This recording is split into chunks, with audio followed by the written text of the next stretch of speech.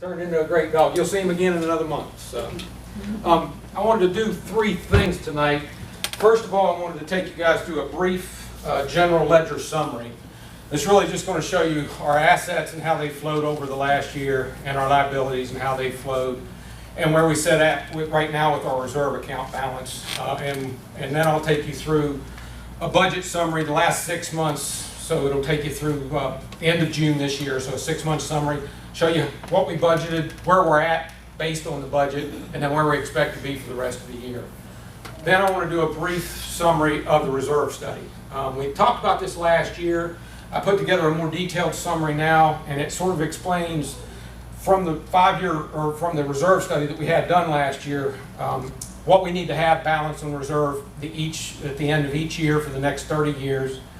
It gives you a little bit of insight into why we did the increase in our dues this year, that 1.3% I believe was, Rob? Yeah, 1.3% increase in our dues, and what we might consider for a dues increase in the following years, and why that is, what the justification behind that is, and where the math comes into that. If you guys have any questions, please ask me.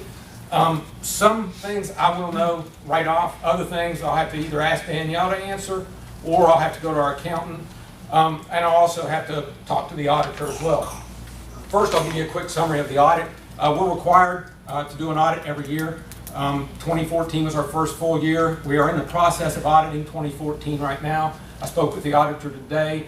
She expects to have a summary audit by mid-August, and hopefully a final and detailed audit by the end of the third quarter is what we're looking at. So she hasn't found any anomalies yet, but she wants to test some revenue. She needs to get some receipts and stuff like that. She wants to be able to test those and make sure that they're legitimate and track the money. So first of all, let's go through you'll have to excuse me, I don't see very well. We'll go through the general ledger summary. Now, the general ledger for this year is somewhat of a mess, and the reason for that is in 2014 is when we actually changed over with our new management team, and we changed over to the new HOA where we were actually a member HOA. So it started out with a balance of 0, and you can see that. In the first couple of months, we were still trying to get things organized, so the general ledger reports that we were getting from our accountant weren't all together. But by April, we came to where we actually had a general ledger that started to make sense. We started out with about $180,000 in assets and $180,000 in liability, and about $73,000 in our reserve account. And as we move through the years, you see that change. Now, I want to point out one anomaly that we discovered, and it took us a few months to correct. But if you look at those 3 months, you can see that our assets and liabilities jump up quadruple. They go from 182 up to 438,000. Now, I can guarantee you guys, we didn't just all of a sudden find $250,000 of assets and liabilities in 1 month. I don't think you guys remember paying that much, and I certainly didn't pay that much. That was an accounting error. The accounting system was actually quadruple charging the reserve account charges, and it actually went on for about 4 months before we could get it corrected. When we got it back down, we came back to where we were supposed to be. We had gained a bit of assets, $226,000, and we were still at $73,000 on our reserve account. The reason that we stayed at $73,000 on our reserve account is we really only fund that once a year. So you'll see that stay the same until the end of the year, and then it'll jump up at the end of the year. So you see, that's how that goes. We go through the end of the year. There is the end of 2014 reserve account, and then we funded it another $60,000, $63,000, and it's $136,000. And that's where we set right now as of the end of June, $136,000 in our reserve. We were targeted by the end of 2014, I believe we were targeted to have in our reserve account, beginning of the year 2015 was supposed to be $132,000, so we were a little ahead. We were at $136,000, so we're actually setting about $4,000 ahead of where our target was, but that's pretty close in my opinion. And we are targeted to be at the end of this year at $177,000, so we will put in another $40,000. We may end up being able to put in a little more than that, depending on where we're at with our balances at the end of the year, and I'll show you where that goes when I go through the budget summary. This is the budget summary, the 6-month budget. As you can see, it's a combined budget summary. Now, this is one of the reports you guys have access to and you can see online if you want. This is not a balance statement. This is not a profit and loss. This isn't a general ledger at all. You don't see debits and credits on this. This is an executive summary that I prepare every month from those reports for the board's purposes so that they can easily and quickly look and say, hey, this is where we're supposed to be on our revenues, are we there? And this is where we're supposed to be on our expenditures, are we there? So that's what this is an executive summary. You can see here combined, this is our annual budget, roughly $167,000 in operational income, $234,000 in total income that comes out of mostly our general assessment. Here's where we're at, and basically for the 6 months, that's an annual budget for 6 months. I just took it and divided by 6, or divided it in half. Or actually what I did is divide by 12 and multiply by 6. But for an annual budget, that's pretty much the only way you can do it. We don't spend money like that. For instance, our pool contract, we spend that all in a few months. But we annualize it just to be able to track it. That way it simplifies things. But you can see here for the 6 months, we're supposed to be at about $117,000 in general assessment revenues, and we're at about $118,000, up a little bit. That's just a difference in the assessment increase that we had because that wasn't in the original budget. We also didn't budget for any late fees, but any late fees people have to pay on their assessment that they haven't paid, that goes into there. A couple of small miscellaneous and builder assessments that we had to credit back. So we were supposed to be at 117 on revenues. We're at 119, a little over, about $2,100 over on our revenues for the year, or so far through the year, through 6 months. There's the expense accounts. There's a miscellaneous maintenance. These are all line items that we put in. Sometimes these don't get charged the way we'd like them to. When a receipt comes in, Danielle looks at it, she charges it to the best place she thinks it needs to go. Sometimes that doesn't happen the way we might like. For instance, you can see here that we budgeted through the year $5,300 for miscellaneous maintenance and repairs, but we've only spent $2,200, so we're $3,100 ahead on that account. But we budgeted $1,500 for pool maintenance and we spent $5,200. Well, some of that pool maintenance probably wasn't pool maintenance, but it got charged to the pool maintenance line item. So you can see that those two balance out. So those two in whole, we're pretty close on those accounts. Electrical repair, we budgeted $500 for that. Some of that's guesswork. Some of that stuff, it's a contingency budget. You have to budget for it so that you have a line item for it, but if it doesn't happen, you don't spend the money, you get to keep it. We're really close on electricity. I'm actually surprised. I'm almost thinking that's a mistake because that's one you could just never hit. We were at 15. We budgeted 15,000. We're at 15,1, so we're only about 179 over. Irrigation system, we budgeted $1,500 for repair of that. That's another one of those line items that probably should have got charged up here because we actually did do some irrigation repair this year, but that actually ended up getting charged in miscellaneous maintenance repair. Let's see, the landscape contract and the landscape supplies, those usually are, sometimes the supplies get charged to the contract and the contract gets charged to the supplies, but the two in general are pretty close. You can see they pretty much offset each other. The pool contract, we're a little under on the pool contract, but we've still got some time to go, and as I said, the pool contract is one that isn't an annual expenditure, but I just annualized it for that purpose. And the only other line item I see here is pool supplies. We under budgeted for that. We're only at $750. We budgeted $750. We spent $1,200, but that's $1,500 for the entire year. We probably aren't going to spend a whole lot on pool supplies in October, November, and December. So by the end of the year, we'll probably be pretty close on that. So all in all, on our expenditures, our expenses, we're at $60,000, or we were supposed to be at $60,900 or $61,000, and we're right at $60,000. So we're only about $1,000 off overall for the expenses. Now those are just expenses. We also want to look at the administrative expenses as well. And these are pretty straightforward. Accounting expense, that will be spent when we get the audit. The audit is going to cost us, well, we actually agreed to $1,200. It may be a little more expensive because she's had to do some extra work because of that confusion about transfer at the beginning of the year. The auditor's really been good to work with us on that. That's really why the audit's taken so long. But we've got $1,500. That'll be spent whenever the audit's complete.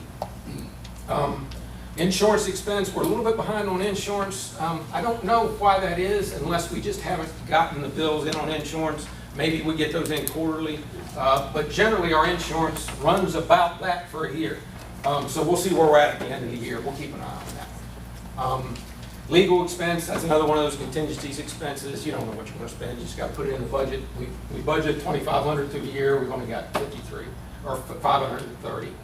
Right on management fees. Of course, we ought to be right on management fees. We know exactly what those cost us. Thanks to Danielle. Miscellaneous administrative expense. You can see here we're at 375, or we were supposed to be at 375. We just didn't budget a lot for that, but we've got a lot. That was an oversight on our part because we spent a lot on flyers and communications. I assume that's most of what that expense is in there, Danielle, and we hadn't anticipated that. I will correct that. The next treasurer, whoever that happens to be, will correct that in the next year's budget. So that will get corrected. Now, we've offset that, and the board does this. The board looks at this every month and says, listen, we're a little over on that account. Where can we make that up? And where we've made that up is we actually budgeted $8,000 for social, and we just haven't spent that this year. We probably need to have a pool party, that type of thing, but we haven't. And what we've tried to do is save a little money on the social side of it so that we could make up for that over expenditure on our administrative expense. Most of the other line items are pretty straightforward. The only one I'm curious about is this taxes. I think we have overpaid our taxes. We're going to check into that. That's not the case, Danielle? No, the short version is that in last year, Lancaster County now charges for equipment as well as property taxes. Okay. So they tax you on the pool building itself and the equipment inside of it. That's nice of the county. I appreciate that. Well, we missed that because last year our taxes were $600, and that's what we budgeted this year. But they changed their tax laws, so next year we're going to have to budget $1,300 for our taxes. Our taxes are going to go up $700. Thank your county for that. Bad debt expense. We have to budget some of that. What bad debt is that's if a homeowner or a town homeowner owes the HOA money from their debt or from their fees. They don't pay that. Of course, we have an option to go after that. But if they declare bankruptcy, just like any other debtor, we get in line. And if you get 50% of what they owe you, then you got to write the rest of it off. We've already shown that that's a credit up top. We've already taken credit for that revenue, but we haven't received it in the general ledger. So we've got to show it. It's got to balance out. So it's got to show up as bad debt expense. So that's what we budgeted for. You can see on normal, we're supposed to be at $22,000 on administrative expenses. We're actually way behind, about $6,000 behind from these couple of accounts up here. We'll see where we're at the end of the year. But overall, we're about $6,600 ahead, or we haven't spent $6,600 of the expenses that we should have spent. What that means is, we go back to the top, is this line here, which is provision for reserves. That's not what's in reserve. That's just, that line item balances everything out. So that says, this is what your total revenues were, this is what your total expenses are. What's the difference between those two? That's what, if we wanted to zero out our cash accounts and put all of our money in our reserve right now, that we could do that with that. We have $42,000 in there right now. We'll see what that is at the end of the year, and then we'll decide how much we want to roll into reserves or how much we want to leave in cash for some expenditures. For instance, some of the damages to the townhomes that we wanted to do for the storm, if those aren't covered by insurance. Something happens to the pool, the landscape. If we budget $2,500 for the landscape and somebody rips it up where it completely goes bad and we have to replace it, we have a little money left in there. So we play around with that. The reserve account does earn interest, but it doesn't earn a lot of interest. We don't want to put everything in reserves because it is a little more difficult to pull money out of reserve. You have to go through a couple of hoops to get the money out of reserve. So that's where we're at on the budget. I do want to take you guys through the reserve study very quickly, but I think it's a good idea to stop here and see if you guys have any questions about the budget, where we're at, where we're going with it. Yes, sir? Just out of curiosity, what makes up the electrical expense? Make up the electrical expense? All of our electricity, the street lights, anything we do at the pool house, anything the pool runs on, that type of thing. And one other question? Yes, sir? I guess that's an independent auditor? Pardon me? The auditor, that's an independent auditor? That's correct, yes, sir. Room full of silence. You guys are just like church.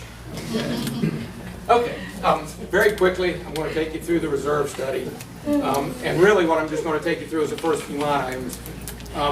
Basically, the reserve study was done, and what we did is we had an expert come in and look at the community and say, based on other communities, based on comps that I've done, based on the amount of common area you have, the pool that you're carrying, and then the townhomes, because the townhomes, we're responsible, the HOA is responsible for the exterior of the townhomes, the parking lot at the townhomes, the shingles, all that type of thing. The HOA is responsible for those on the townhomes. So they came in and looked at these and said, okay, this is what we think you're going to have to spend over the next 30 years out of your reserve account in order to keep up all that common area and all the responsibilities of the HOA. So we think you need to have this balance in your account every year. You're going to be spending this much in your account, and you need to have this much in your balance to be able to cover those. So we had that done last year, and the result of that is this N number over here, which says that's our target at the beginning. This is 2015. I apologize for the fact this isn't big enough to be able to see everything, but 2015, 2016 below it. By the end of, or at the beginning of 2015, we should have had $132,344 in reserve. We actually had 136. By the end of this year, we should have 177. We've already got 40. We'll see where we're at the end of the year, but we should have enough to fund our reserves at the end of the year. That's why we did what we did with our fees, and that's why we manage the budget, so that we can fund our reserve at the end of the year. That's the principal responsibility, two principal responsibilities of the treasurer. One is to make sure that we don't overspend our budget, and two is to make sure that we properly fund our reserve. I don't think there's anything else that's a responsibility. Treasurer does some other things, but those are the two things you really got to pay attention to. But you can see that that goes up over the years, and by 30 years from now, we're supposed to have $833,000 in our reserve account. Now, the expenditures for reserves come over here. You can see we should have spent $10,250 for the townhomes. I think that had to do with replacing some fences and shingles, that type of thing. We still may end up funding that out of reserves, or we may fund that out of our general account. We haven't really decided on that yet, because we do have some maintenance work going on the townhomes. The next couple of years, we really aren't. In this year, which is 2017, we're supposed to spend $40,000. I could take you to the general reserve and tell you what that's supposed to be. But yeah, there it is right there. The $40,000 that we're going to spend is walls, trim, or paint, that type of thing. So we actually, the reserve study did detail out to us what we were supposed to spend that money. We may or may not spend that. If we don't spend that money and we think we don't need to, then we still fund the reserve, but then we don't have to do anything with our due structure. But the reason we did the dues the way they are, is I took what we needed in our balance at the end of the year for each one of the reserves. I took an estimate of our budget, and I took the fees that we were charging at any given time, what those were for the single-family homes, what those are for the townhomes. I assumed an annual cost of living for our budget. So I'm assuming about 1.5%. Now, quite frankly, cost of living usually runs higher than that. It usually runs somewhere between 2 and 4%, depending on whether you take into account fuel costs or the economists will tell you a bunch of things about cost of living expense. But you've seen it on the news what cost of living is. 1.5% is a little conservative, but considering what our budget is based around, it isn't based around buying food. It isn't based around putting gas in our cars. It isn't based around those types of things. It's basically based around pretty predictable consumables, electricity, that type of thing. So I think 1.5% is probably a pretty good cost of living to adjust that by. So what that 1.5% does, it just increases our expenditure every year by 1.5% for this planning purpose. And then I assumed a 1% interest on any balance we have in the reserve, so we get to show that as income. And then I basically played with the annual assessment increase until I got to a number where we were supposed to have 833, or we're supposed to have 808,000. We ended up with 833, and we're really, really close. I'm sorry. Yeah, we're really, really close on what our balance is supposed to be at the end of the 30 years. So that's the justification for that fee increase. Now, what we'll do at the end of this year is we'll look and see this is how much we have to put in reserves. We'll fund reserves. We'll see if that reserve funding is ahead or behind where it should be. So we'll see if it's ahead or behind the 177. If it's ahead, and we can get through the next year with a budget that we put together and be able to fund out of that budget $232,000. So if we can put another $45,000 into reserves next year without increasing fees, then we won't increase fees.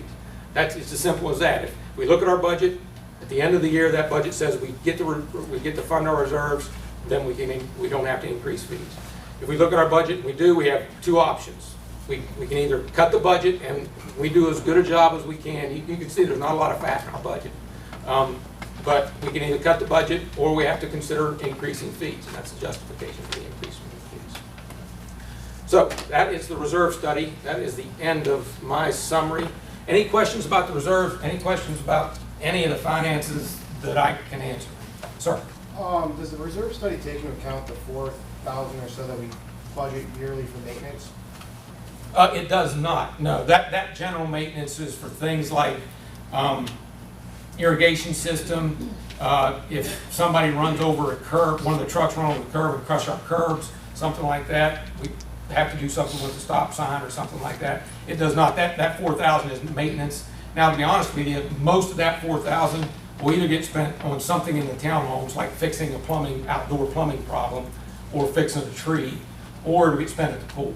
Because the pool, listen, the pool's great. Everybody, I know the pool adds value to our community and people use it. I see it all the time. But the pool ain't cheap.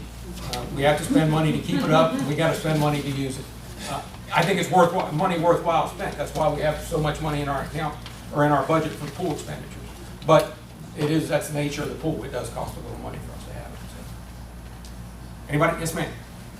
Just because I'm in a single family home, can you tell me what a monthly HOA cost is for the townhomes? The townhomes, Versus how much they pay? How much they pay versus what Yes, ma'am. Homeowners pay?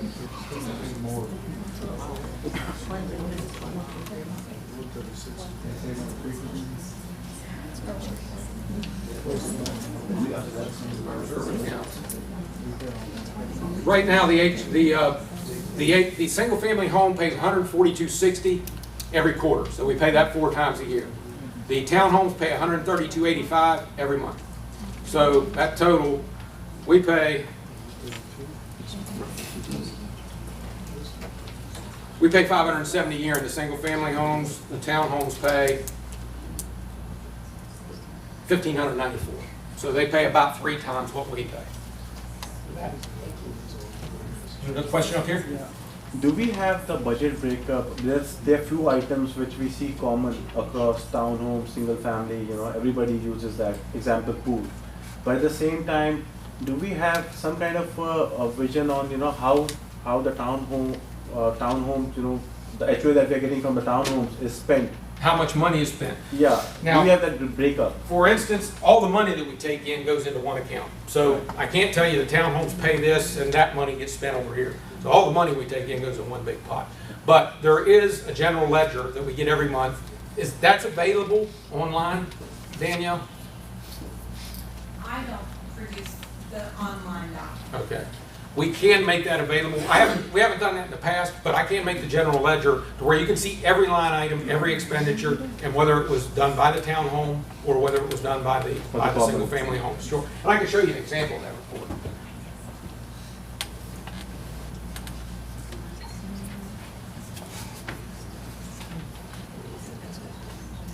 There's the June financials. There's the general ledger summary that I summarized for you. But here's the line item. This is for the single family homes. I think I'd get a pair of glasses with you. And I believe this is for the townhome here. So it says current period townhomes. So these are all the expenditures, the actual expenditures for the year in this column right here.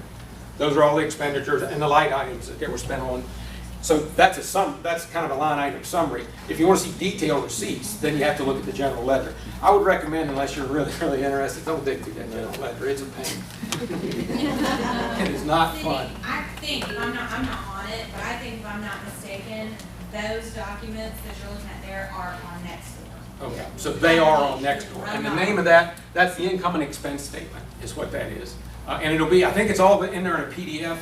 So every month our financials gets published to Nextdoor in a PDF format that you can bring up and look at. Take a look at those summaries if you want to. Whoever your treasurer is, I encourage you, if you have questions next time, ask the treasurer. They'll answer them or they'll they'll find somebody who can, or they should. Any other questions? Yes, sir. Sid, are we responsible for the roads or sidewalks? We are responsible, I believe, for the roads and sidewalks in some section of the townhomes or not? Yes, yeah, but in the townhome area, basically Caverington from the street to the edge of the townhomes, and then all of the parking lots, Right. the sidewalks throughout the neighborhood. The Yes. rest of the roads are all county. Yeah, the sidewalks throughout the neighborhood are ours. The roads are all county, thank goodness, because we wouldn't want to have to pay those. There's a question up here? Yeah. Yes, ma'am. Is there gonna be any point, I don't live in numbers world with you, I'm sorry, so That's- this might that's sound okay. dumb, but is there some point in this reserve fund world where we can start to upgrade our neighborhood a little bit, start to get some more amenities maybe? There is not anything in the reserve fund or anything in the reserve study that was done to say, hey, we want to build a playground. So if we want to do that, then a board, whoever's on the board, needs to find out what that needs to be, and we need to plan for that. And you have a couple ways to do that. You can either plan for it 5 years out and gradually increase your fees to pay for that, but you got to get everybody to agree to that, which is, listen, we all love our neighbors, but we all know we don't agree with our neighbors all the time. And what is it Abraham Lincoln said? You can get some of the people who like you all the time and all the people who like you sometime, but you can't get all the people who like you all the time. Good luck getting everybody to agree on that, or 60% or whatever it takes. But anyway, there is nothing in the reserve plan to upgrade the community, to add a playground or to add a basketball court. That would have to be done out of either a special assessment or a reallocation of funds, or the group, the membership as a whole would have to vote on it and decide how they want to do it. Now, we could pull money out of reserves to do that. It's our money. But we got to vote to do that. Everybody's got to do that. Anybody else?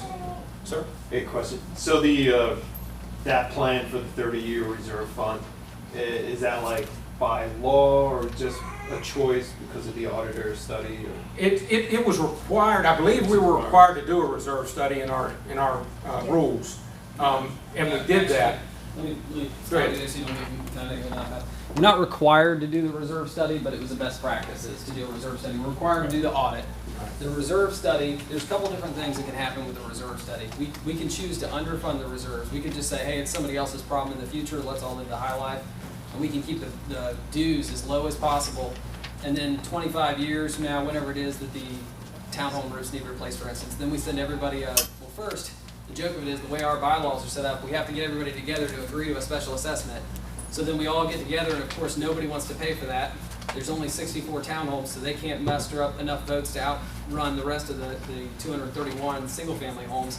So they can't get it passed, so the roofs fall off and blow away, and we end up in this problem. So we can actually underfund, or we can overfund the reserves, which is where we just, you know, crush it with a lot of money, and we don't put any money into our yearly expenses. You know, just do the bare minimum, don't do social events, that kind of thing.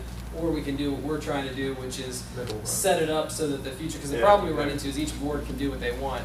And we're trying to set it up on this nice precedent where everybody kind of expects to see the money in there and expects to see it growing in a certain way.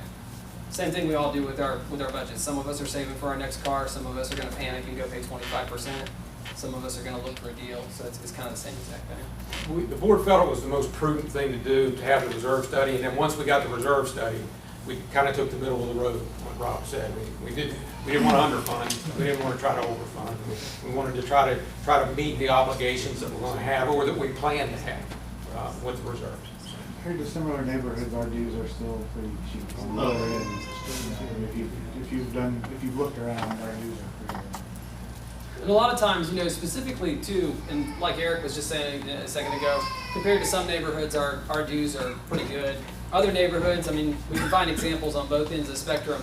The big thing is, and I get a lot of that, where somebody will come to me and they'll say, you know, hey Rob, we're paying this much money and all we've got is a small, you know, junior Olympic pool. We don't have a playground. So they'll name off our few amenities. Usually they forget about our lights and our sidewalks and the things we plan for and all that. And they'll say, you know, my son, daughter, neighbor, friend lives in this community that has 6 pools, 17 slides, you know, round-the-clock lifeguards, lights, you know, the whole shebang, and they do it for 50%. Why don't we? A lot of what you got to look at that goes into this, that makes it kind of interesting enough to get involved in this stuff, is we have 231 single-family homes, 64 townhomes. like Sydney was saying, everybody pays in the same money. The townhomes pay more per month, but it's because they pay in and then we take their chunk out for the general budget that we all pay. They pay basically with the single family homes, that's what we slice off, and then the rest of it is for them. So when you go in and you look, you have to look at how many homes does that comparable neighborhood have. Do they have 1,000 homes in their neighborhood and 2 swimming pools? It's kind of easier to pay for things. Do they have sidewalks in their neighborhood? If you drive around and look at some of the other neighborhoods, that was one of the reasons we liked Almond Glen, was the sidewalks. Some communities don't have sidewalks, so they don't have to budget for future sidewalk repairs. Which isn't cheap. You're right. Street lights, do they have the same kind of street lights? Do they not have them? You know, things like that. So you've really got to look at the overall when you're trying to compare. And it's very difficult to find, you know, just like if you're trying to put your house up for sale, finding that exact comparison is really difficult. Even if you can go and look at another Lennar home that looks just like yours, you're going to run into the problem of it's not in your neighborhood, it's not in your area. You know, we can go down to the south side of Rock Hill where I work, and you can buy our exact homes that were built by Eastwood for about $150,000. And there's not too many people in here paid $150,000 for your home. So comparisons are always going to get in the way, if that makes sense. Any other budget questions? Getting while the getting's good. Thank you all for your time and attention. I appreciate it.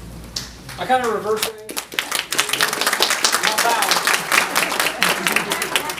That's the most we'll get out of it. I kind of reverse things a little bit. I was going to tell you about some of the things going on in the community. I'm going to make sure my phone's turned off right here. I stood at the back listening, and I think everybody can hear. So if you can't hear, I'll go back to the microphone, but it is better not to have to deal with it. So I kind of reverse things. We talked about the budget first. Now I'm going to tell you about a little bit of the things that are going on in the community, kind of the direction that we've set things up. I can't predict how the next board's going to do things because every meeting, you know, and you have to understand, I'm the president of the association, but we don't always do what Rob wants. There's a lot of times I get outvoted, and then I stand up here and I tell you guys about the great thing we did, and I'm not necessarily in agreement with it. But that's the way the board's kind of worked, is in a unified group. We argue with each other in the meetings, and then we're unified. So some of the things that we're going to do differently in the future are kind of the precedent we've set, and that's the best I can tell you for now. First and foremost, biggest accomplishment we got this year was getting the pool open. That doesn't mean it's running the way we want it. It doesn't mean that it is the way we want it. There's more chairs are needed up there. We know that. The pergola is gone from up there, and there was a lot of people who wanted the pergola. So we actually set that up. We've got that planned for right now. And if everything goes well, please, please, please understand. If everything goes well, we'll get that pergola back up in the next few weeks, hopefully. We've got it set up. One of the guys from our neighborhood, his company is Docs Plus. He has offered to donate the resources to get it done, the actual man hours and the labor to get that done. And I'll probably make sure that there's a little sign on it or something, and he'll be featured prominently as your deck builder of choice for the neighborhood. Please consider him, that kind of thing, because he didn't ask for that at all. He just said, hey, Rob, if you want to put that pergola back up, I can give you some guys to get it done. So I don't know what a pergola normally costs. Somebody in here said they were looking at having a little overhang built. Was it, Angela, did you say you talked to somebody about that? Yes. What was the cost for the overhang? $35,000. Cost of materials for the pergola is about $2,500, so that's what we're looking at right now. So that's going to be a huge win for the neighborhood, because that's the biggest reason that we didn't get the pergola back, is that was of the almost $280,000 to fix that pool. That was the sticking point in the negotiations. They were like, well, we're not putting the pergola back. And I went, oh, okay. So we gave on that. So we'll get the pergola back, hopefully. For the people who like it, it'll be there. If you don't like it, it's not going to cost us $35,000 or $20,000 or whatever it was it would have cost us. So we'd also like to see some changes in the future. I know this board has talked about changes to the operational status. Everybody would like longer hours. We can't go late into the night because we don't have the lighting for it. You have to have a certain number of lumens per square foot and all this stuff. I don't even know how they would read it, but we're not gonna be able to open the pool late at night. But we could try to open it a little bit earlier in the morning. In order to do that, we have to agree as a board on how we're going to do the manning at the pool as far as the staffing. Are we going to have no lifeguards, nobody at all at the pool? It's probably not a good idea. Somebody walks in, drops a beer, glass shatters everywhere. That's $3,000 and a couple weeks down while we drain the pool, sweep it, refill the pool. So probably have to look at future things. I know if I was on the board, my vote would probably be to move to more of just somebody who mans the gate, sweeps up, checks the bathrooms, cleans them, because I don't want to clean bathrooms. Unless somebody wants to get on the bathroom cleaning rotation, which I haven't had anybody volunteer yet. So So we'll probably look at the operational status going in the future. I know no matter who it is that's on the board, I'm sure next year they'll look at better way to work the status as far as the opening and closing times. More chairs, we already ordered. I actually just kind of surprised. I took a little bit of leeway with what the president could get away with and just went ahead and ordered a couple tables and some chairs, hoping that the board wouldn't get mad. Worst case scenario, they just fire me as the president. So I was willing to go ahead and take the risk, and I ordered us tables and chairs. Unfortunately, the build time, because of course our tables and chairs are special table and chair that are, the pattern and everything is custom. So the build time plus the fact that it was the summertime by the time I thought to order them, and quite frankly, I just didn't think of it, nobody did, was about 2 months or so. So they're supposed to be done sometime here in July. Hopefully that's going to happen. We'll get 2 more tables up there, total of 8 more chairs, I think it is. We've got a couple chairs need replaced up there. We did some upgrades as far as the pool house itself. We got it repainted. That was just a lucky break. I happened to meet a guy when we were trying to buy some little houses for my wife, these little decorative homes. And he was a painter and got a deal on that. So I think it was roughly $1,800, I think is what I got what the pool house painted for. And he actually made a mistake, but he owned up to it. He painted the wrong color. For what we did is we said 2 coats. We wanted primer on the outside, then we wanted a tinted primer, and then for the second coat we wanted paint. And for anybody who paints houses or ever's painted anything, that's a good plan. Well, he screwed up and he painted the wrong color. He just messed up. He did the entire house in a coat of primer in the wrong color. Then he went to get the paint, realized what he had messed up, and it was going to take 2 coats now to cover up the primer. So he did that at no extra cost. So we actually got a coat of primer and then 2 coats of paint on it, and it looks great. Hopefully everybody's like that. The interiors of the bathrooms are painted because they looked ugly. We thought it would look a little nicer. My wife picked the colors for those. And then we went inside and we decorated it up. We grabbed some little decorations and kind of made it a little nicer. So anybody who's gone to the pool, hopefully that's just made it feel a little nicer, and you feel like you're getting a little more value. What else did we do? We took care of some basic repairs with the landscaping.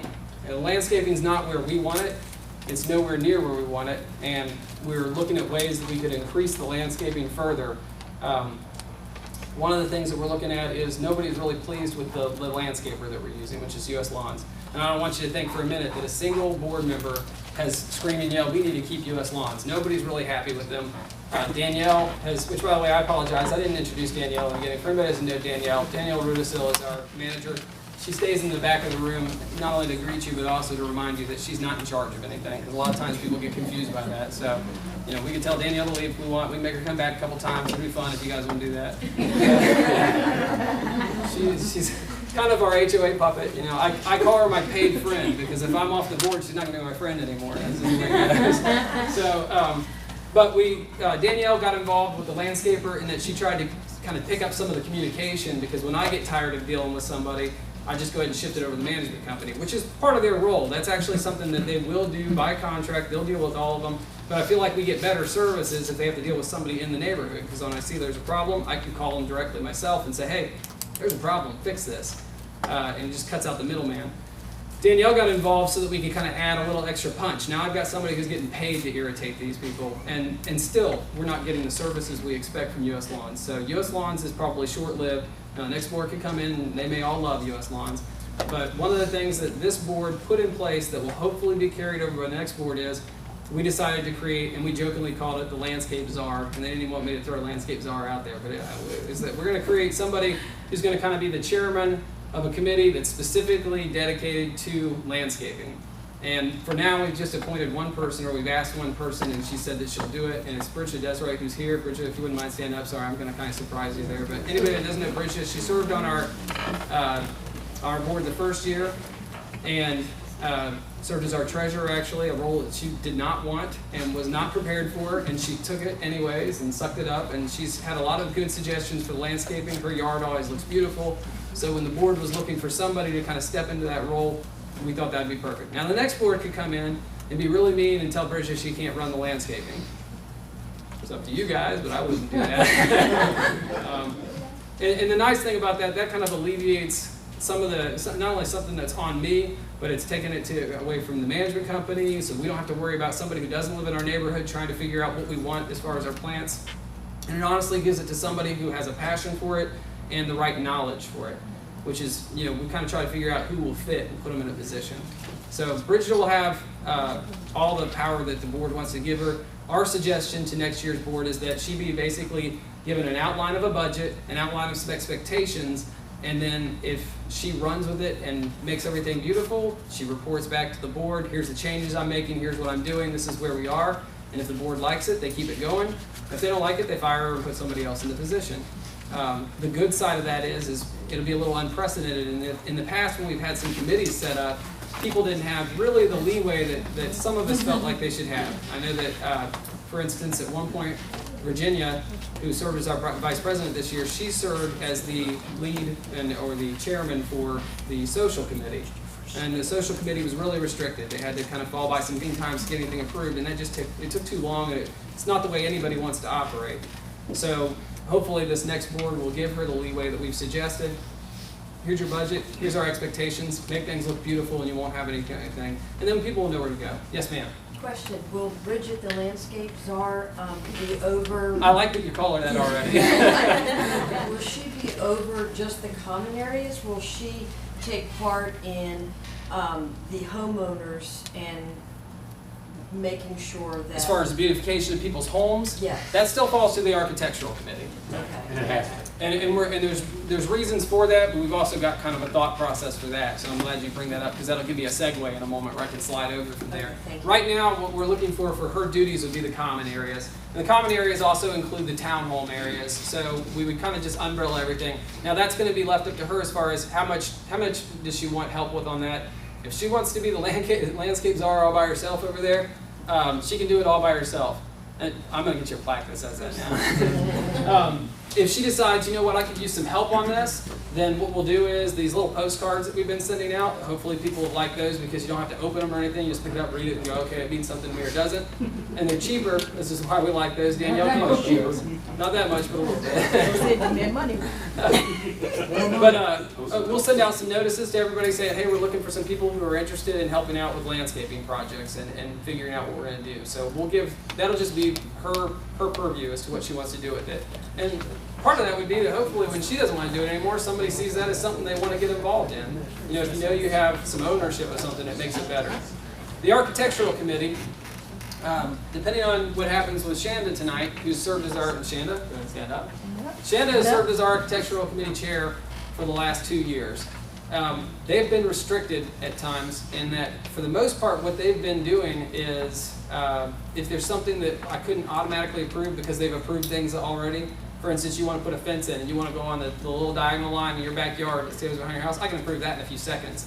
I can't approve unusual things that people want done, so that's when I turn to the architectural committee, and they've gone out very quietly, looked at things, made decisions, and then come back to us. They've also kind of pointed out things when they noticed problems throughout the neighborhood.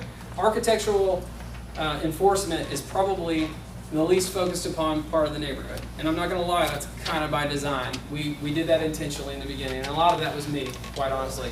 We were trying to get so many things under control in the neighborhood. Back in 2013, our budget was a total mess because the builder just had not done, they just didn't do anything. They didn't do their due diligence. They did a horrible job. We had issues with the management company we were trying to work through. We knew the pool was a problem coming in.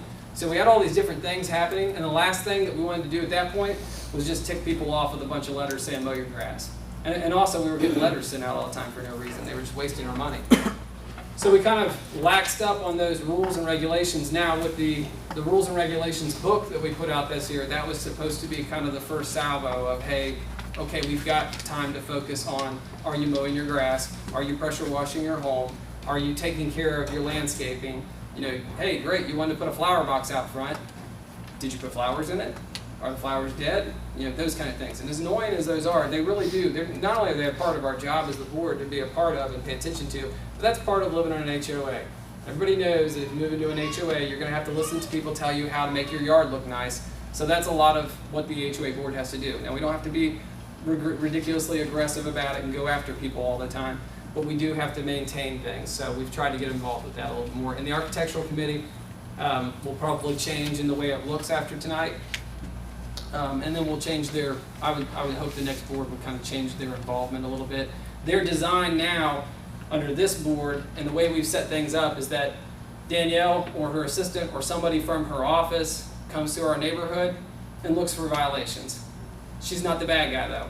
She takes it from there and she gives a list to the board, which the board then can give to the architectural committee. The architectural committee can then go out, look around the neighborhood and say, okay, yeah, that does look bad. So we get a little bit of ownership from the neighborhood. So once again, it also alleviates it. Don't be mad at Danielle if you get a notice that says you need to pressure wash your home because it was also looked at by somebody from your neighborhood. And there's a group, and they haven't had a chance to do it yet, so don't be mad at them. And I also say, don't be mad at me because we are a committee of Right. 5. There's 5 on your committee. Plenty of anger to go around. Spread it out. Worst case scenario, the board can only say no to it. And I even got a violation myself, so. So that's part of what the architectural committee will do. The pool is going to also need a committee of some sort going into next year. It would be great to have a group of people who use that pool a whole lot, who want to kind of get involved with figuring out the operation hours, figuring out where we're going to spend the money on that, looking at whether or not the pool needs repairs or anything around the pool house or anything. Hopefully the pool doesn't need any repairs. I don't hear anything about the pool being broken, that's for sure. And then the new chairs, that kind of stuff. So hopefully going into next year, the next board will do that. Yes, sir. Rob, question on the pool. I know the signs all over the place, no glass bottles and all that stuff. But there are people that are sitting their feet in the pool, standing in the pool drinking, whether it's out of can, soda, or whatever. Right. Is that permitted? Drinking alcohol at the pool, yes. It could You be mean in the alcohol. pool? They're standing in the pool and there's the can on the edge of the pool. Right now, yes, it's permitted because nobody said they can't. There's no rule that says you can't.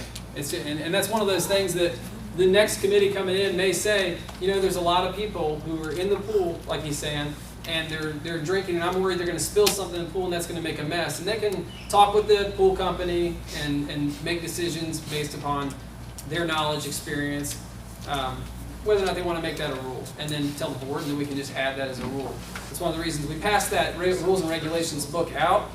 It's also in a digital format, and we can upgrade it and change it and send out new ones if we need to in the future. Hopefully we don't need to do that like every 6 months because it's expensive, but we do have that ability to just email blast those as well.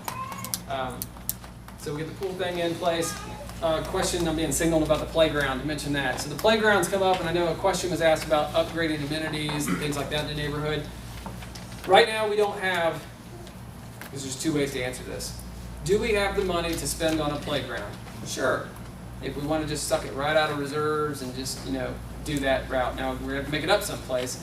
So can we spend the money to build a playground today? Yeah, we could, in the same way that you go out and buy a new car today if you wanted to, just drain your bank account out a little bit. So most people aren't going to do that in their own homes, so I doubt they want the board to do that, so that's what we stuck away from. What we did was, at the beginning of 2013 really, when the playground first came up, I started asking the board if I could have a playground committee, a group specifically designated to go and research the playground. Now our first playground committee chairman was, what was John's? John Penry. And John since moved out of the neighborhood, but John about 6 months into it, built a playground in his backyard, so that was kind of a clue to me. So we kind of backed off. But their job basically in the playground committee was to start looking into what was it going to cost, could we build it, where would it fit, how can we do it, that sort of thing. Eventually, Virginia ended up picking that up. Once she came on the board, she took that on as her main task last year, and she's researched it, and they've gone out and they found an amount that they think it would cost. This is what we want to build, and then as recently as the last board meeting, she presented, here's a playground, here's the options to be on it, here's how much that playground would cost, and here's where we want to build it, which was just to the left of the pool if you're facing it, with a lower fence around it. So the kids wouldn't just run out into the street. So that was what she presented. We looked at the insurance costs. Would the insurance go up? Which the answer is the insurance doesn't go up because our liability doesn't change. You can drown in the pool or you can die on a playground. That's the liability. And that's just the easiest way to put it. I'm blunt if anybody hasn't figured it out. So you can, and that's the reality of it. You can get injured anywhere, so our liability doesn't go up. We still carry the same kind of insurance. But the goal was to find out what's it really going to cost for a playground. Also, how long is it going to last? 15 years. That's the answer. So we know every 15 years we have to replace the playground. So, okay, we got to budget how much money every year to cover that. So that's going to increase our reserves a little bit. So we went through that whole process. It was put to a vote of the board at the last meeting. The question was simply, if we had the money to build a playground, can we build a playground? And we voted yes. So, yes, if we come up with the money, the board has agreed that a playground can be built. Now, the next problem is to find the money, like Sydney was saying. Been a couple different suggestions put out there for how we would raise the money for that. They're going to look into that some more, and hopefully over this next year, at least somebody who's on the board will carry that forward. But we've kept the steps moving forward on that, and there's just nothing's an overnight thing. That's the hard thing. I mean, it's hard to get a light bulb changed overnight when you're in an HOA. I've tried to make that as easy as possible, but there's always going to be problems that you're going to run into. I'm trying to think if there's anything else that I wanted to mention tonight. In general, we've just tried to make things better. The goal is that every year, the next board that comes on doesn't understand why the board before complained so much. This is so easy, you know, and hopefully what will happen is at the 5-year mark, because we took over in 2013, so when we're 5 years in, I hope that the 5th board that walks in the door, sits down, looks through the budget, sets up a budget that basically worked the last few years. I mean, this is our first year where we've actually had a fully functioning operational pool neighborhood. Everything's exactly the way it will be before we've had to guess what our budget's going to look like. This is the first year where we're actually getting the real numbers.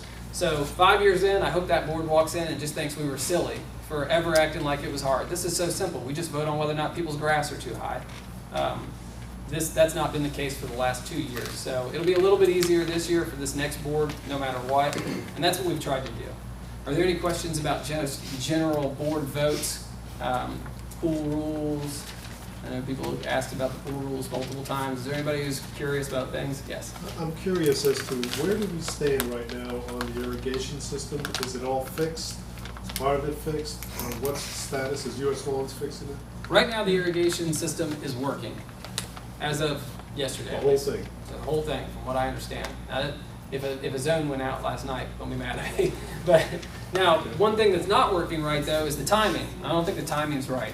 And unfortunately, that's because we're using U.S. Lawns. And again, I've already said I'm not happy with U.S. Lawns. So I think if we had somebody else in there, another company, which that'll fall to Bridget, assuming the next board gives her the authority that we've set up for, Bridget could fire U.S. Lawns next week and bring in a new company. We have, I believe, as many as 7 different bids from different landscaping companies already in place. Some of those are older bids, so they'd have to be tweaked a little bit, I'm sure. But there's room to begin that process of replacing them and hopefully get it going. But as of right now, the landscaping system should be operational. Irrigation, what did I say? Landscaping. Yeah. Close. Both. Yes, ma'am. Talking about landscaping, at the entrances, when there's a big conversation on Nextdoor about, oh, the landscaping is horrible and everything's dead. And Yes. so things were replanted, but the bush that's behind the rock, they're dead. Yeah, those are the azaleas that they killed. They pulled the azaleas up. This is amazing. This is how U.S. Lawns brains work. They came in and I said, put rocks in place so people will stop driving over our flower beds, which all of a sudden people learned to drive. Rocks worked. It was my idea. I'm going to take credit. So the rocks worked. People stopped driving. Well, the U.S. Lawns came in and I said, listen, I text messaged the guy who was in charge, Rick, and I said, make sure that you're going to move those plants. And he said, you're right. And he moved them. They tore them out of the ground and they threw them away. So they threw away perfectly good azaleas. So I called and I complained when I got back and I realized what had happened because I was on vacation. And they came through and they replanted new azaleas, no cost to us. Unfortunately, those azaleas are brand new and the heat killed them. So now we're in this conundrum with U.S. Lawns. Will U.S. Lawns fix our azaleas this fall if they're not our company? Probably not.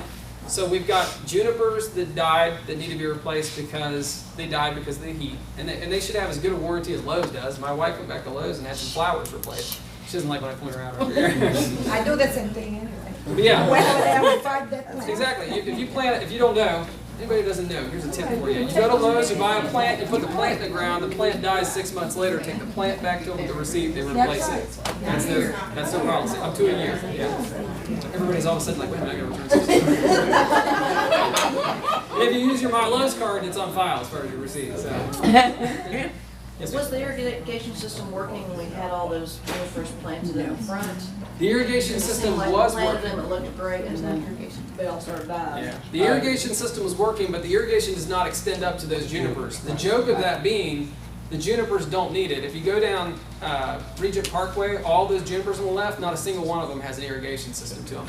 They just, unfortunately, we got hit with 100 and some degree temperatures way earlier than we expected this year, which I'm wondering if it's going to translate to snow this winter. Almost any bush you plant in the first year has to be watered through the first year. After that, it's on its own. But that first year, it needs watered, and there's just no way to get those junipers watered, and it got hot. They were supposed to come through, what we expected to happen was to come through and like hand water them, basically the water trucks hit them. Yep. And unfortunately, it just got so hot so fast, it didn't get set up, and it killed them off. But again, they're still going to fall under a warranty.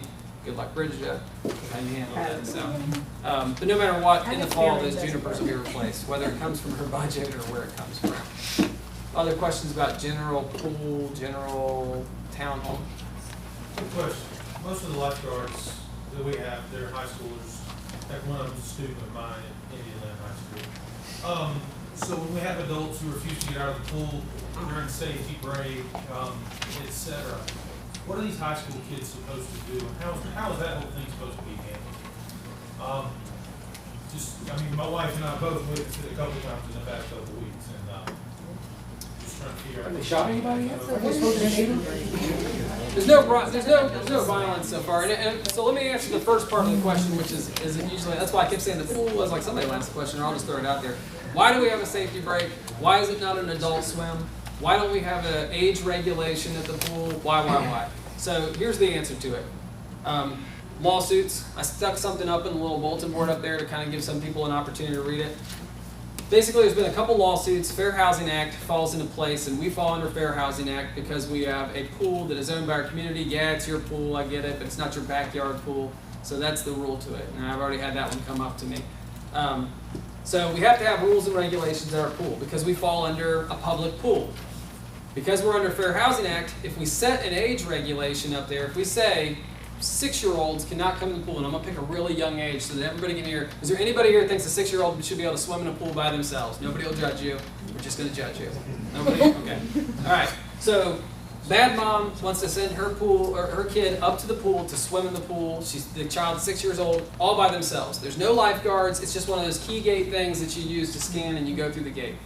Child goes into the pool, and we've got a rule up that says you can't be up there if you're under the age of, let's say, 7. So we pick that nice young age so nobody can get offended, hopefully. So that's our cutoff. Mom decides that she's mad about that because that's her babysitting for the day. She's going to let her kid go up there and swim for a couple hours in the kiddie pool because she'll just tell her child to stay in the kiddie pool, and I've got a good kid. Okay, is that believable? I'm a police officer, it's believable, trust me. My child wouldn't go in the big pool. I told my child to stay in the kiddie pool. You're discriminating against my child because of their age. That's a real lawsuit. That's a winnable lawsuit. And our lawyer said if you do it, you're in trouble. You're going to be in trouble by insurance. Because it's age discrimination. It's absolutely, and to pick something that'll just be visceral with people and really hit you hard in case you're not getting it. If I put a sign up at the front that said no African Americans in the pool, same exact thing. It's the same thing, guys. It falls under the same guidelines. So hopefully that should get a few people to go, oh my word, that's what the age thing is. And that's the way we have to look at it as board members. The other part of that is they found that if you choose to put that age restriction in place as a board, you're in violation, like I said, of Fair Housing Act. For everybody, I forgot to say what FHA is. Fair Housing Act. So you're in violation of Fair Housing Act. You are responsible as a board, not only as a board, but as personal individuals, and you can be fined and you can also receive community service. I love you guys to death, but I'm not going to go and explain to my job down in Rock Hill, going to see the chief of police and say, hey chief, I got to do community service next week because I got fined under Federal Housing Act laws. I'm probably going to lose my job, so I can't do that. The other side of it being that our insurance company has said you have no protections under insurance if you're sued for a purpose like this where you intentionally defied what your lawyer said.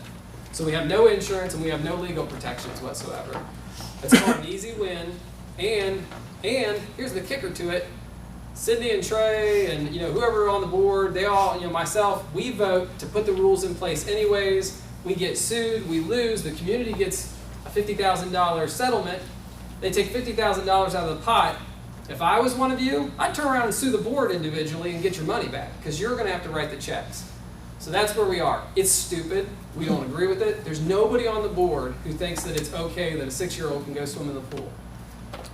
How does that equate to your question about the safety breaks? So we can't have an adult swim because that's age discrimination. So we can't tell everybody to get out of the pool for 10 minutes so that we can let the adults swim, because then we're in the age discrimination thing. It's either everybody gets out of the pool or everybody stays in the pool.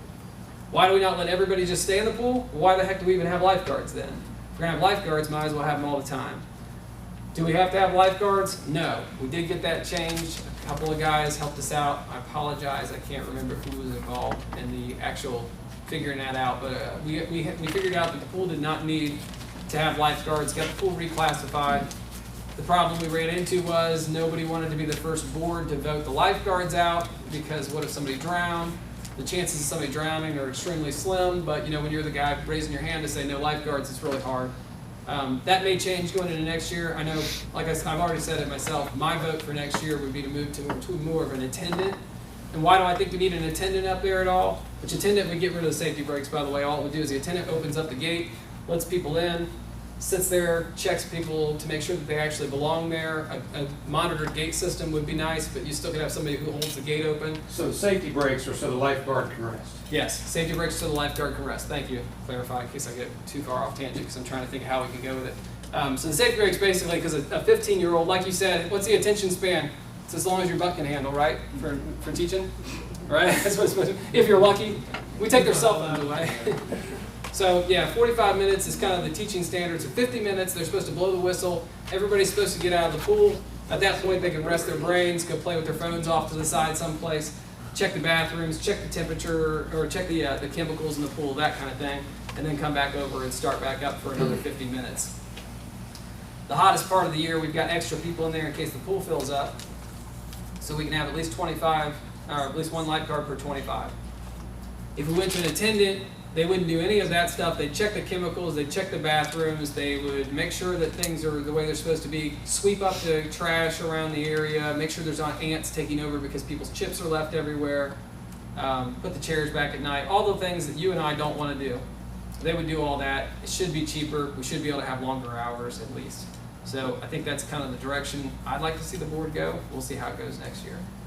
Did I answer all of the question and everything around it, or did I answer none of the questions? Anybody? His original question was, what's the lifeguard supposed to do if they have an adult that won't listen? I missed that part of it. Thank you. I guess just the process and the policy, what are they supposed to do? So here's what, man, this is a hard one. I'm trying to think of how I want to answer that question. Are they accountable to you, or are they accountable to their company? They're accountable to the company, and then the company is obviously accountable to the board, and as the president, I'm going to handle day-to-day operations, or Danielle will get the call. What should have happened in the most recent one, and I actually spoke with the homeowner about that one, if you refuse to get out of the pool in the safety break, what should happen is two things should happen. One, the lifeguard should get back in the stand and tell you, that's fine, I can't have my break then. And if you're the heel who wants to stay in the pool, make that kid stay on the stand, that's up to you.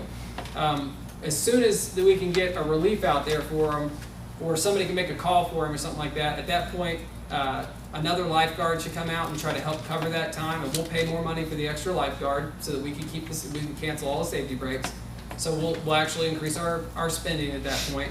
And then we would go to the board. Now we've got to make the tough decision. Do we call the sheriff's office? You know, what do we do if somebody stays in the pool and the sheriff's office gets there? Do we send divers in to get them out? You know, guys, this is the kind of questions I have to deal with on a daily basis as a cop. You get there and I'm like, get out of the center of the pool, and the guy's like, no. Can't tase him, he's in the water.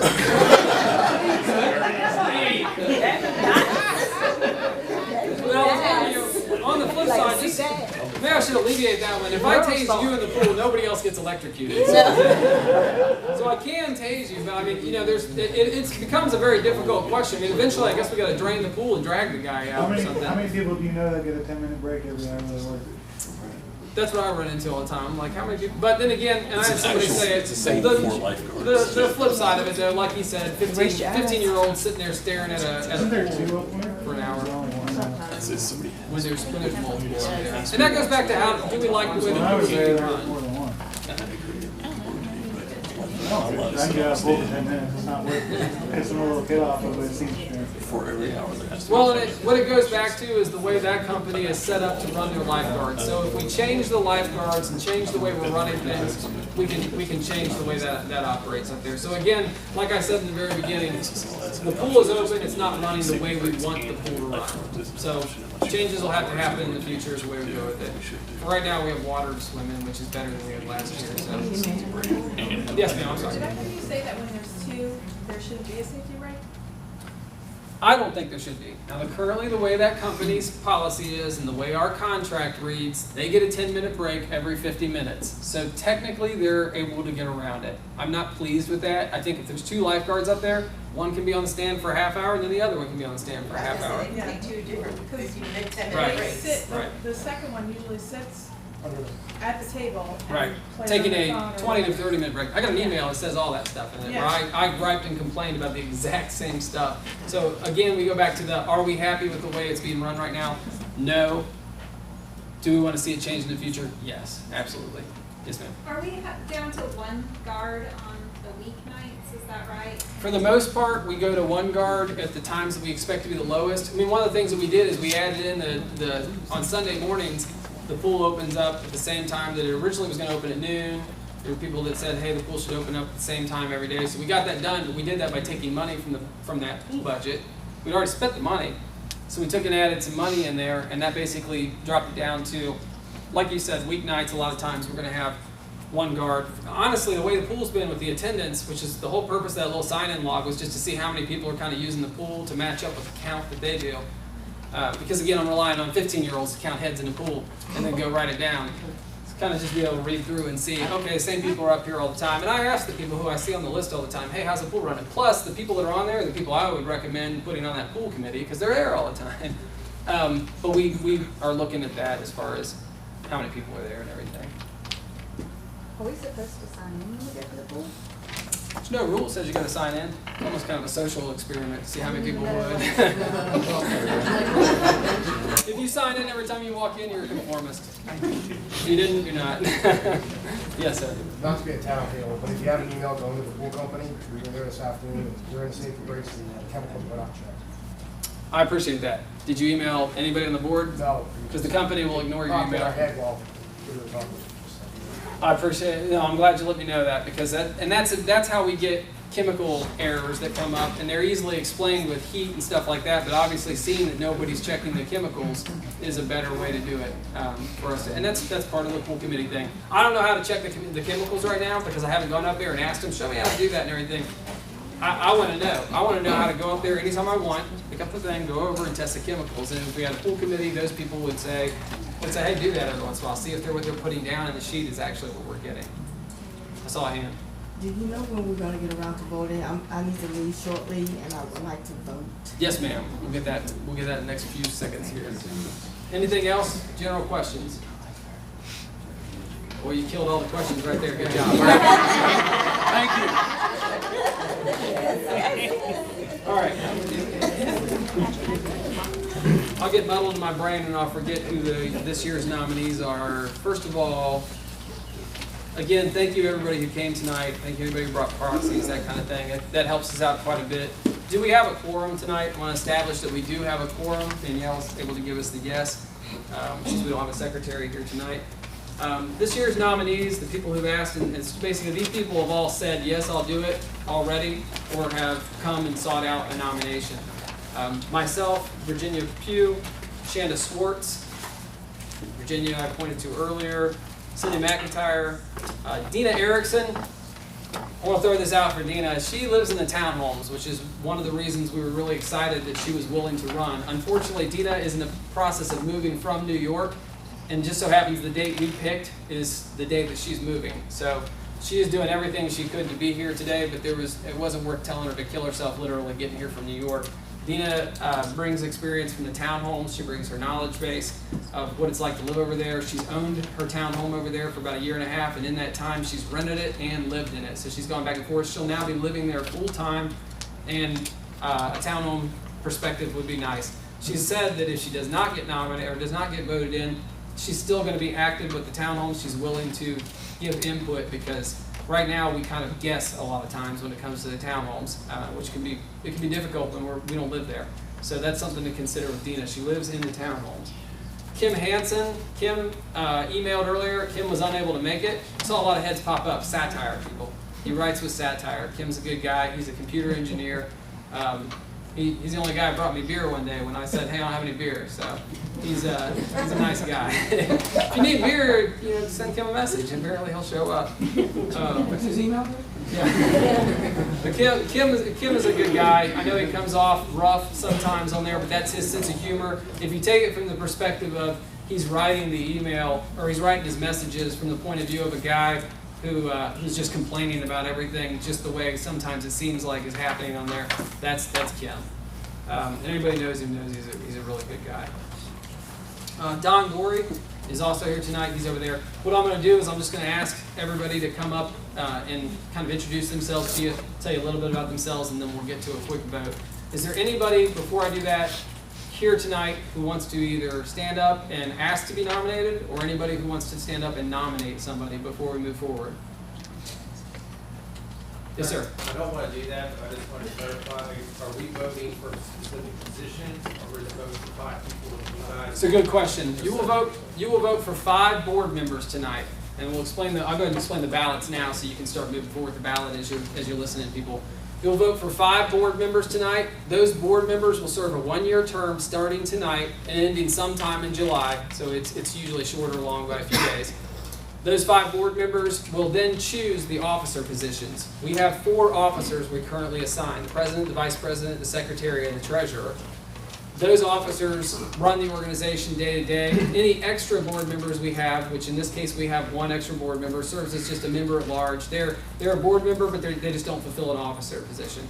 There are conditions within our bylaws that allow us to assign some people to serve 2 roles as an officer. There are also positions, or there is an opportunity for us to go outside of the board to fill roles. For instance, if nobody on the board wanted to be the treasurer, absolutely no, we just could not get anybody to do it, we are allowed to go to somebody else in the community and say, will you serve as an officer, will you serve as a treasurer? They won't be a board member. The board members vote on how things will be run, and then from there the officers run things. You have the ability on your sheet to check up to 5 people. You can vote for 1 person if you want. You can vote for 5 people if you want. You cannot give 1 person 5 votes, though. Thank you, I appreciate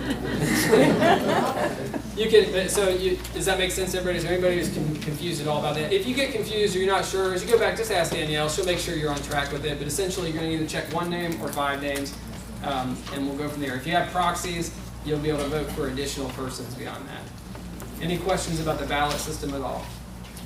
With that, then, I'll go ahead and ask Don Gorey. Don, if you want to come on up. Going from the bottom up, I guess, huh? We'll go from the bottom up. Don, you get to tell a little bit about yourself. Good for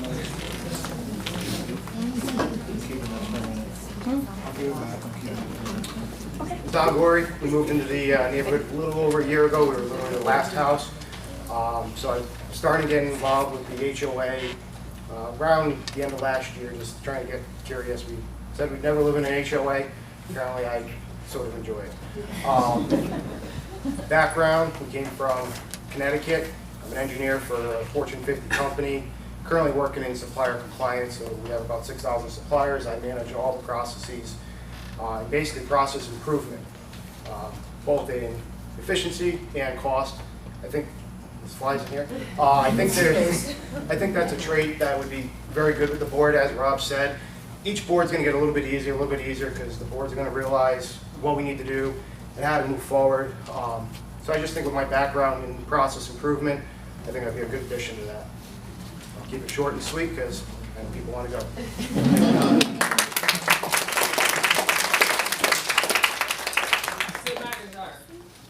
You guys all know me. I'm interested in staying on the board if I could get your vote. I principally am interested, like she says, I live in the numbers. I'd like to continue to be the treasurer. I'd like to continue to bring that budget forward and help manage the reserve accounts and that type of thing. I enjoy working on the board. I'd like to use the rest of my time to tell you guys about Rob. You guys don't know how much work this guy does. He's running again. If you're smart, you'll vote for him. He makes everybody else's job on the board easy. I know some folks get mad at him for things because he's the guy that has to take the heat for that kind of stuff. But you don't realize how much work he gets done for us. So, thank you. Appreciate it.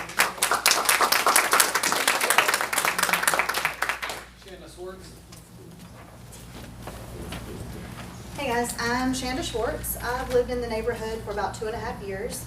I've been on the Architectural Review Committee for the past 2 years. So ever since the board took over, I've been the chairperson on that. Like I said, it is a committee. There's 5 of us. We do vote. I did get a violation, like I said, this past time around. My water hose was not rolled up perfectly, so I went to Lowe's and bought a $15 little thing, screwed it on the wall. Now it's nice and pretty. As far as previous experience, we lived in Hickory before moving down here, and I was a member of the Hickory JCs, which is the junior chamber. I was on the board there. It's kind of a giant version of HOA because it's a city organization, whereas this is a homeowners organization. We did a lot of the very same things. We had the president, the vice president, the treasurer. I was a member on the board. I was actually a member at large, so I kind of helped multiple roles, and also was involved in a lot of event planning. That's pretty much it. I've got a lot of experience doing this kind of thing, so wait for me.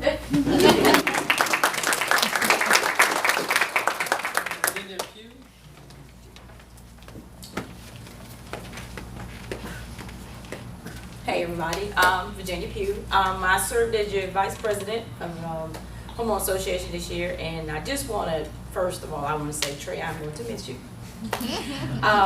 And I'm going to miss if I'm not voted in, which I'm asking for your vote. The reason why I'm asking for your vote because I did start the playground, pick up the pieces of the playground, and I don't have a fight in the playground because I have an 18-year-old. That's it. And I think that our community has too many kids and not enough amenities. And so this year, I accomplished what I wanted to. We got to vote for the playground. We will be moving forward. If whoever's on the board, I will be ecstatic to help them move forward with this. Fundraising, some things, try to get some money raised, try within the next a year or so to get this thing built and have some accomplishments. And I would like to say on that note, I enjoyed working with Sydney and I enjoyed working with Rob, and I really enjoyed this group to work with because like I said, I'm with Cindy. There's a lot that was done. I supported Rob. Sometimes I didn't support Rob, but one thing I can say, and I don't think anybody here can say, that we don't have a great neighborhood. And we haven't had, these last 2 years, we've had some great homeowner association people, and Rob has worked his behind off, and I appreciate it. I really appreciate it. And I appreciate the board that I served on, and I'm just asking for another term to make this neighborhood continue to make the wheels turn in this neighborhood.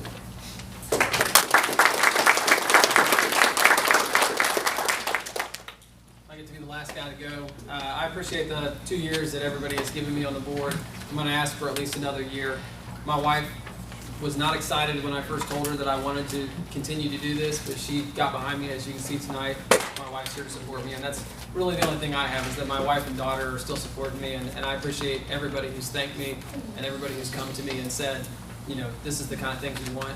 This next year, if you put me on the board, a couple things I'd like to see improved are just the communication that we put out to the neighborhood. I'd like to see those documents that are currently on Nextdoor moved over to our website. I think we've got the board going future. We've lost a couple members, so I think we'll be able to change up the way we're doing that.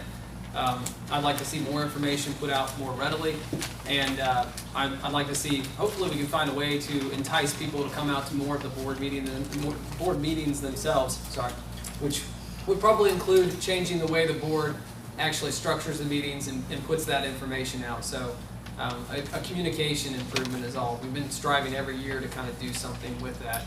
I don't know the perfect answer, but we'll work on it. You go ahead and make your votes at this time, and then you can circulate back to Danielle with those votes. You gonna come around? I'll come around. She said she'll come around. She'll come around so you get your information. Oh,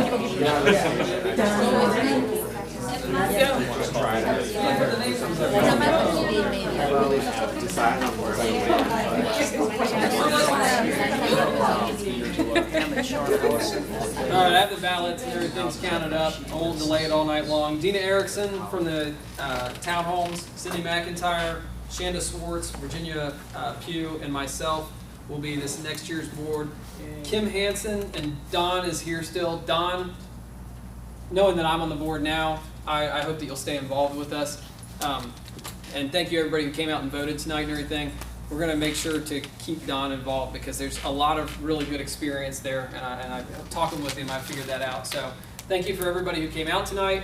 This is your opportunity before you take off. If you want to grab one of those board members and start bending their ear about things you'd like to see done differently, Danielle has some business cards in the back if you'd like to get her contact information. Everything that goes through Danielle eventually makes it to the board, hopefully very quickly, but sometimes it gets a little delayed. If there's anything you want to talk to us about, we still have to decide about the positions of the different officers. Dina's not here, so we can't really do that tonight, or else I'd go ahead and knock that out real fast. But for now, those are your board members, and thank you again for everybody that came out tonight. Is there anybody who has anything else before we officially say we're done? Nothing? All right, we'll call it adjourned then. Thank you guys for coming.